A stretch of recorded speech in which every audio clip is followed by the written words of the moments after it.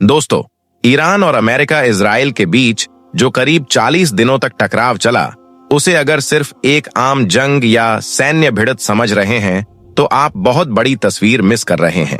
असल में यह टकराव दुनिया की ताकत के पूरे सिस्टम को हिला देने वाला एक मोड़ है, जहां एक तरफ सुपर पावर्स का दबदबा है और दूसरी तरफ है एक ऐसा देश जो हर दबाव के बावजूद झुकने को तैयार नहीं। अब इसे थोड़ा आसान तरीके से समझते हैं। 1979 की इस्लामी क्रांति के बाद से ईरान पर लगातार सख्त से सख्त प्रतिबंध लगाए गए। मकसद साफ था, ईरान की अर्थव्यवस्था तोड़ दो, उसकी ताकत खत्म कर दो और उसे घुटनों पर ले आओ, और उसके कब्जे में जितने भी खजाने हैं सब कुछ अपने कब्जे में कर लो। लेकिन यहाँ खेल उल्टा हो गया। जहां आमतौर पर इतने लंबे दबाव से कोई भी देश कमजोर हो जाता है, वहीं ईरान ने इस दबाव को अपनी ताकत बना लिया। उसने बाहर पर निर्भर रहने के बजाय खुद पर भरोसा करना शुरू किया और यही उसकी सबसे बड़ी ताकत बन गई। अब इसका सबसे बड़ा उदाहरण है उसका सैन्य सिस्टम। पश्चिमी देशों से हथियार नहीं मिले तो ईरान ने खुद अपने हथियार बनाने शुरू कर दिए। मिसाइल, ड्रोन और असंयमित युद्ध की ऐसी रणनीति जो सीधे ताकतवर दुश्मन को भी चुनौती दे सके। जो मिसाइल प्रोग्राम पहले कमजोर माना जाता था, आज वही इतना मजबूत हो चुका है कि एडवांस डिफेंस सिस्टम को भी भेदने की क्षमता रखता है, जिससे अमेरिका और इजराइल भी खौफ खाते हैं। यानी अब हालात यह हैं कि दुनिया की बड़ी ताकतों को भी सोचना पड़ रहा है कि क्या सिर्फ प्रतिबंध लगाकर किसी देश को रोका जा सकता है। दोस्तों, आपको जानकर शायद हैरानी हो, ईरान सिर्फ हथियार ही नहीं बल्कि इसकी असली ताकत उसकी सोच में भी है। वहां के जिम्मेदार लोगों या लीडर्स ने हमेशा यह बात रखी कि यह लड़ाई सिर्फ जमीन या राजनीति की नहीं है, बल्कि यह एक विचार की लड़ाई है, एक पहचान की लड़ाई है। इसीलिए जब भी ईरान पर दबाव बढ़ाया गया या उसके नेताओं को निशाना बनाने की कोशिश हुई, तो वह टूटने के बजाय और ज्यादा मजबूत हो गया। इतिहास भी यही बताता है कि जब किसी को दबाया जाता है तो उसका विरोध और तेज हो जाता है। अब अगर हम क्षेत्रीय स्तर पर देखें तो ईरान सिर्फ अपनी सीमाओं तक सीमित नहीं है, बल्कि उसने अपने सहयोगियों और समर्थकों का एक ऐसा नेटवर्क तैयार किया है जो पूरे इलाके में फैला हुआ है। इसका मतलब यह है कि अगर कोई ईरान पर हमला करता है तो उसका असर सिर्फ ईरान तक सीमित नहीं रहेगा, बल्कि पूरे क्षेत्र में फैल सकता है। और यही चीज किसी भी सीधे युद्ध को बेहद मुश्किल और महंगा बना देती है। और एक और बात, जब तक ईरान अपने जगह पर मजबूती से खड़े हैं, तब तक इजराइल ग्रेटर इजराइल का ख्वाब सिर्फ देखते रहेंगे और यह ख्वाब उनका कभी पूरा नहीं होगा। जैसे ही अगर ईरान बिखरता है, मिडिल ईस्ट में कई मुस्लिम देश इजराइल के निशाने में आ जाएंगे और वह ग्रेटर इजराइल का ख्वाब देखेंगे और शायद पूरा भी हो जाए। दोस्तों, अब बात करते हैं उस चीज की जो पूरी दुनिया के लिए सबसे ज्यादा अहम है, यानी स्ट्रेट ऑफ हॉर्मोस। यह एक ऐसा समुद्री रास्ता है जहां से दुनिया के बड़े हिस्से का तेल गुजरता है। अगर यहां जरा सा भी तनाव होता है तो पूरी दुनिया की अर्थव्यवस्था हिल जाती है, तेल के दाम बढ़ जाते हैं, बाजार में घबराहट फैल जाती है।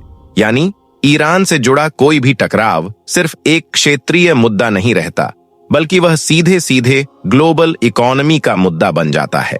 अब इस पूरे घटनाक्रम के दौरान पश्चिमी देशों, खास तौर पर अमेरिका के अंदर जो बेचैनी और रणनीति में बदलाव देखने को मिला, वह भी बहुत कुछ बताता है। जब एक ऐसा देश जिस पर सालों से प्रतिबंध लगे हों, वह दुनिया की सबसे बड़ी ताकतों को भी जवाब देने लगे, तो यह पारंपरिक ताकत के समीकरण को पूरी तरह बदल देता है। लेकिन इसी के बीच एक और अहम चीज सामने आई, यानी सीज फायर। यह सिर्फ शांति का कदम नहीं था, बल्कि यह इस बात का सिग्नल था कि दोनों पक्ष यह समझ चुके हैं कि अगर यह टकराव और बढ़ा तो नुकसान इतना बड़ा होगा कि कोई भी उसे संभाल नहीं पाएगा। खास तौर पर आर्थिक रास्तों जैसे समुद्री रास्ते को सुरक्षित रखना जरूरी हो गया था, क्योंकि अगर यह बंद हो जाते तो पूरी दुनिया पर असर पड़ता। तो कुल मिलाकर ईरान का यह पूरा सफर हमें एक बड़ी सीख देता है। यह दिखाता है कि अगर कोई देश लंबे समय तक दबाव झेलकर भी टिके रहने का फैसला करता है, तो वही दबाव उसकी सबसे बड़ी ताकत बन सकता है। ईरान ने यही किया, दबाव को कमजोरी नहीं बल्कि ताकत में बदला, और आज वह उस मुकाम पर खड़ा है जहां उसने दुनिया की पारंपरिक ताकत के सिस्टम को चुनौती दे दी है। अब यह नई दुनिया है जहां सिर्फ ताकतवर होना काफी नहीं, बल्कि टिके रहना, खुद को बदलना और हर हाल में खड़े रहना ही असली ताकत बन चुका है। और ईरान मिडिल ईस्ट में एक उभरता हुआ मुस्लिम देश है जो खुद को एक ऐसा देश बनाने की कोशिश कर रहा है जो दुनिया में सुपर पावर का ढोंग करने वालों का मुकाबला कर सके। अब सवाल यह उठता है कि आगे क्या होने वाला है? क्या यह टकराव यहीं थम जाएगा या फिर यह आने वाले समय में और बड़े बदलावों की शुरुआत है? क्योंकि इतिहास हमें यही सिखाता है कि जब भी दुनिया की बड़ी ताकतों के बीच सीधा टकराव होता है तो उसके असर सिर्फ उसी वक्त तक सीमित नहीं रहते, बल्कि वह आने वाले कई सालों तक दुनिया की दिशा तय करते हैं। आज जो हालात बन रहे हैं वह एक नई किस्म की दुनिया की तरफ इशारा कर रहे हैं। पहले जहां सिर्फ कुछ ही देश पूरी दुनिया पर अपना असर रखते थे, अब धीरे धीरे वह पकड़ ढीली होती नजर आ रही है और उसकी जगह ऐसे देश उभर रहे हैं जो कम संसाधनों के बावजूद मजबूत इरादों और नई रणनीतियों के साथ खुद को साबित कर रहे हैं। ईरान का मामला भी कुछ ऐसा ही है। उसने यह दिखा दिया कि अगर किसी देश के पास मजबूत इरादा हो और वह हर मुश्किल के बावजूद अपने रास्ते पर डटा रहे तो वह बड़ी से बड़ी ताकत को भी सोचने पर मजबूर कर सकता है। और यही चीज आज दुनिया के कई छोटे और मध्यम देशों को एक नया रास्ता दिखा रही है। लेकिन इसके साथ ही खतरे भी कम नहीं हैं, क्योंकि जब एक तरफ नई ताकतें उभरती हैं और दूसरी तरफ पुरानी ताकतें अपनी पकड़ बनाए रखना चाहती हैं, तो टकराव होना लगभग तय हो जाता है। और यही टकराव कई बार बड़ी जंगों की वजह बनता है। इसलिए आने वाला समय सिर्फ सियासत का नहीं, बल्कि समझदारी और संतुलन का भी होगा। अब जरा सोचिए, अगर इस तरह के टकराव बार बार होते रहे तो दुनिया की अर्थव्यवस्था पर क्या असर पड़ेगा? तेल की कीमतें, व्यापार के रास्ते और देशों के बीच रिश्ते, सब कुछ बदल सकता है। और इसका सीधा असर आम लोगों की जिंदगी पर पड़ता है। महंगाई बढ़ती है, नौकरियां प्रभावित होती हैं और एक अनिश्चितता का माहौल बन जाता है। इसीलिए आज सबसे बड़ी जरूरत यह है कि दुनिया टकराव के बजाय संतुलन की तरफ बढ़े, क्योंकि अगर हर देश सिर्फ अपनी ताकत दिखाने में लगा रहेगा तो नुकसान सबका होगा। और यह बात अब धीरे धीरे बड़ी ताकतें भी समझने लगी हैं। दोस्तों, एक और दिलचस्प बात यह है कि अब जंग का तरीका भी बदल चुका है। पहले जहां सीधी लड़ाई होती थी, अब वहां साइबर अटैक, इकोनॉमिक प्रेशर और प्रॉक्सी वॉर जैसे नए तरीके इस्तेमाल हो रहे हैं।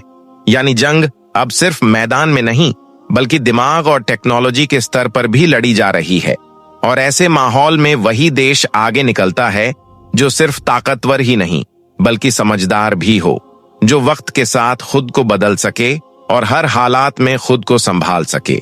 ईरान ने कहीं ना कहीं यह करके दिखाया है और यही वजह है कि आज वह चर्चा के केंद्र में है। लेकिन आखिर में एक बात समझना बहुत जरूरी है, यह पूरी कहानी सिर्फ ईरान या किसी एक देश की नहीं है। यह एक बदलती हुई दुनिया की कहानी है। एक ऐसी दुनिया जहां ताकत की परिभाषा बदल रही है, जहां धैर्य और रणनीति सिर्फ हथियारों से ज्यादा अहम हो चुके हैं। तो अब असली सवाल यह नहीं कि कौन जीत रहा है और कौन हार रहा है, बल्कि असली सवाल यह है कि कौन टिके रहने की ताकत रखता है। क्योंकि आने वाला दौर उसी का होगा जो हर हालात में खुद को संभाल कर आगे बढ़ सके। और शायद यही सबसे बड़ा सबक है जो हमें इस पूरे घटनाक्रम से मिलता है। दोस्तों, ईरान के एक शहर में एक ऐसी जगह मौजूद है जिसे देखकर अक्सर लोग हैरान रह जाते हैं। वहां एक बड़ी और पुरानी इमारत है जो बाहर से देखने में बिल्कुल किसी मजार या मकबरे जैसी लगती है। जो भी पहली बार इस जगह को देखता है, उसके जहन में सबसे पहला ख्याल यही आता है कि शायद यह किसी मशहूर सूफी बुजुर्ग की मजार होगी या किसी बड़े दीनी शख्स की कब्र होगी। क्योंकि आम तौर पर मुस्लिम दुनिया में जब भी किसी बड़े मकबरे या मजार की बात होती है तो वह किसी सूफी बुजुर्ग या किसी मशहूर आलिम से जुड़ी होती है। लेकिन इस जगह के बारे में जो बात कही जाती है वह सुनकर बहुत से लोग चौंक जाते हैं। कुछ लोग कहते हैं कि यह मजार किसी सूफी बुजुर्ग की नहीं है, बल्कि यह उस इंसान से जुड़ी हुई बताई जाती है जिसका नाम अब्बू लुलू फिरोज था। इतिहास में यही नाम उस इंसान के तौर पर सामने आता है जिसने इस्लाम के दूसरे खलीफा यानी हजरत उमर फारूक रदियल्लाहु ताला अन्हु पर हमला किया था। अब जरा सोचिए, अगर यह बात सही हो तो एक बड़ा सवाल पैदा होता है, आखिर एक मुस्लिम मुल्क में उस इंसान के नाम से जुड़ी मजार की चर्चा क्यों होती है जिसने हजरत उमर जैसे बड़े सहाबी पर हमला किया था और उन्हें शहीद किया था।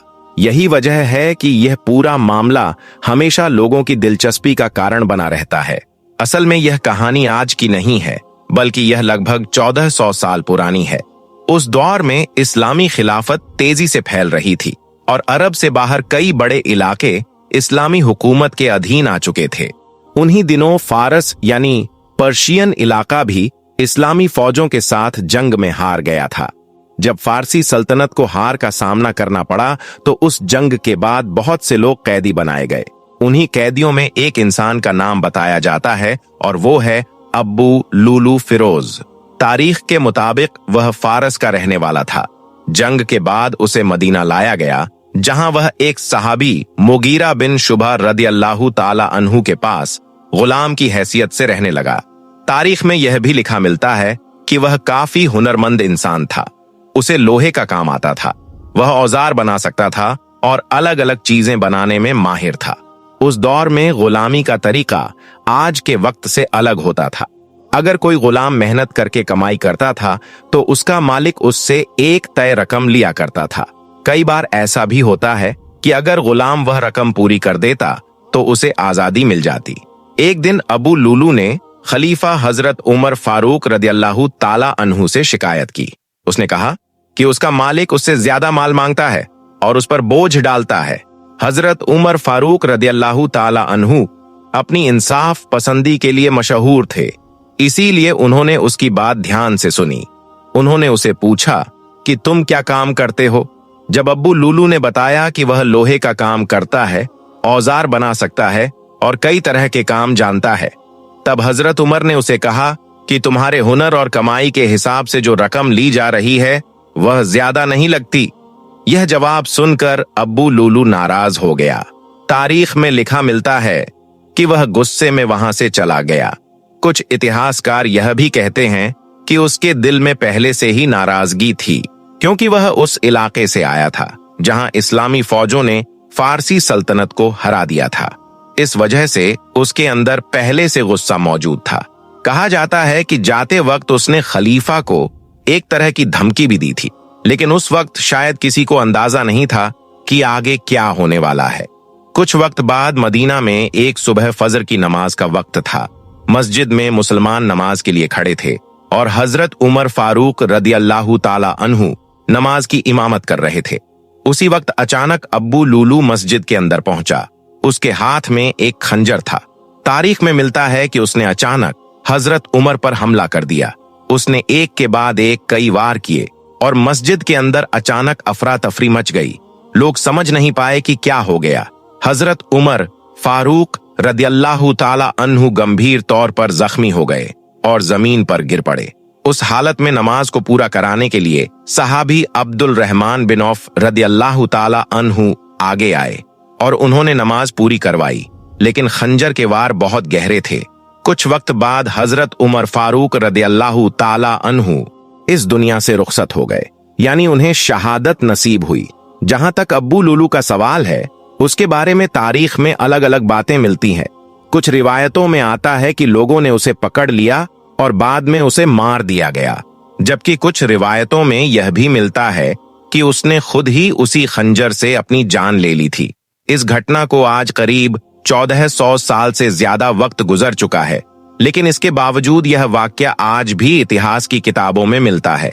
और इसके साथ एक और सवाल भी जुड़ा हुआ है, क्योंकि कुछ जगहों पर यह कहा जाता है कि ईरान के शहर काशान में एक ऐसी इमारत मौजूद है जिसे कुछ लोग अब्बू लूलू से जोड़ते हैं। यही वह बात है जिसने इस पूरे मामले को और ज्यादा चर्चा में ला दिया। अब असली सवाल यह है कि अगर अब्बू लूलू की मौत मदीना में ही हो गई थी, तो फिर ईरान के काशान शहर में उस मकबरे की कहानी आखिर कहां से आई और उस जगह की असल हकीकत क्या है? काशान में मौजूद उस मकबरे की कहानी यहीं से शुरू होती है। जब लोग इस वाक्य के बारे में पढ़ते हैं तो उनके जहन में यही सवाल आता है कि अगर अब्बू लूलू की मौत मदीना में हुई थी तो फिर ईरान के काशान शहर में उस इमारत का ताल्लुक किससे है? इसी सवाल की वजह से यह मामला कई सालों से बहस का विषय बना हुआ है। कुछ लोगों का कहना है कि काशान में जो पुरानी इमारत मौजूद है उसे लंबे अरसे तक अब्बू लुलू फिरोज से जोड़ा जाता रहा। इंटरनेट पर भी कई जगह इस मकबरे का जिक्र इसी नाम के साथ मिलता है, लेकिन दूसरी तरफ बहुत से लोग इस दावे को सही नहीं मानते। कई इतिहासकार और बहुत से शिया उलमा कहते हैं कि काशान में मौजूद वह मकबरा दरअसल अब्बू लुलू की कब्र नहीं है। उनके मुताबिक उस जगह का ताल्लुक एक दूसरे शख्स से बताया जाता है जिनका नाम बाबा शुजाउद्दीन बताया जाता है। कुछ लोगों के हिसाब से वह एक सूफी शख्सियत थे और उस जगह को बाद में उनके नाम से जोड़ा गया। यानी एक ही जगह के बारे में दो अलग अलग बातें सामने आती हैं। एक तरफ यह कहा जाता है कि वह अब्बू लुलू फिरोज से जुड़ी जगह है और दूसरी तरफ यह कहा जाता है कि वह किसी और शख्स की मजार है। इसी वजह से यह मामला लंबे वक्त से चर्चा में बना हुआ है। अगर तारीख की किताबों को देखा जाए तो ज्यादातर रिवायतें यही बताती हैं कि हजरत उमर फारूक रदियल्लाहु ताला अन्हु पर मदीना में ही हमला हुआ और उसी दिन अब्बू लुलू का मामला भी वहीं खत्म हो गया। कुछ रिवायतों में यह भी मिलता है कि लोगों ने उसे पकड़कर मार दिया था, जबकि कुछ दूसरी रिवायतों में यह कहा गया है कि उसने खुद ही उसी खंजर से अपनी जान ले ली थी जिससे उसने हमला किया था। दोनों ही सूरतों में यह बात लगभग साफ मानी जाती है कि उसकी मौत मदीना में ही हुई थी। अब अगर यह बात सही मानी जाए तो एक सवाल फिर सामने आता है। मदीना से ईरान के काशान शहर की दूरी बहुत ज्यादा है और उस दौर में इतनी लंबी दूरी तय करना आसान नहीं था। उस वक्त ना तेज सफर करने के लिए कोई सवारी थी और ना ही आज जैसी सड़कें थीं। इसीलिए कई इतिहासकार यह सवाल उठाते हैं कि अगर उसकी मौत मदीना में हुई थी तो उसकी लाश काशान तक कैसे पहुंच सकती है। इसी वजह से बहुत से लोग काशान वाले मकबरे की कहानी को इतिहास से ज्यादा एक गलत पहचान या अफवाह का नतीजा मानते हैं। लेकिन इसके बावजूद यह बात भी सच है कि कई सालों तक इस जगह का जिक्र अलग अलग बहसों में होता रहा। कई मुस्लिम तंजीमों और कुछ मशहूर इस्लामी इदारों ने भी इस मकबरे के बारे में सवाल उठाए। मिस्र की मशहूर यूनिवर्सिटी अल अजहर के कुछ उलमा ने भी इस मामले पर एतराज जताया था। उनका कहना था कि अगर यह जगह सच में उस इंसान से जुड़ी है जिसने हजरत उमर फारूक रदियल्लाहु ताला अन्हु पर हमला किया था, तो इस तरह की जगह को खुला नहीं रहना चाहिए। इन बहसों और दबाव के बाद ईरान की हुकूमत ने भी इस मामले पर ध्यान दिया। आखिरकार साल 2007 में उस जगह को आम लोगों के लिए बंद कर दिया गया और इसके बाद वहां आम लोगों का आना लगभग खत्म हो गया। बाद में कुछ रिपोर्टों में यह भी बताया गया कि उस इमारत के अंदर एक लोकल पुलिस चौकी बना दी गई ताकि वहां किसी तरह का विवाद या भीड़ इकट्ठा ना हो। आज की हालत यह है कि वह जगह पहले की तरह खुली नहीं है, लेकिन इसके बावजूद उस मकबरे की कहानी आज भी इंटरनेट, किताबों और वीडियो में चर्चा का विषय बनी रहती है, क्योंकि यह मामला सिर्फ एक मकबरे का नहीं है, बल्कि इसके साथ इस्लामी तारीख की एक बहुत बड़ी शख्सियत का नाम जुड़ा है।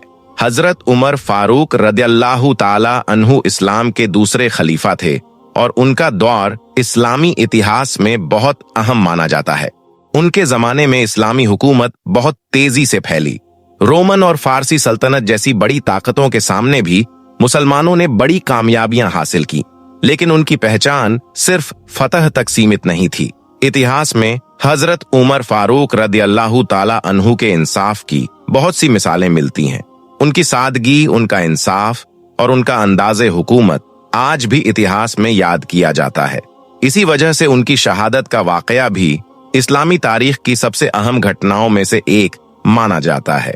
दूसरी तरफ अब्बू लुलू का नाम उसी घटना की वजह से इतिहास में दर्ज हो गया, लेकिन उसके बाद की कहानी, उसकी मौत और उसके नाम से जुड़ी कब्र की चर्चा, यह सब बातें आज भी पूरी तरह साफ नहीं है। कुछ लोग इसे इतिहास की गलत पहचान मानते हैं।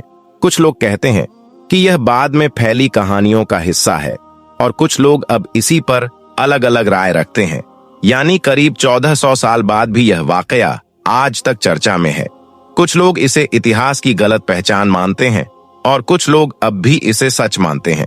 लेकिन एक बात साफ है, हजरत उमर फारूक रदियल्लाहु ताला अन्हु का नाम इस्लामी इतिहास में हमेशा इज्जत के साथ याद किया जाता रहेगा। दोस्तों, आपको क्या लगता है जो ईरान के काशान शहर में यह अब्बू लूलू फिरोज नाम से जो मकबरा है, क्या यह वाकई में उसी शख्स का है जिसने हजरत उमर फारूक रदियल्लाहु ताला अन्हु को शहीद किया था? अपनी राय कमेंट बॉक्स में जरूर दें।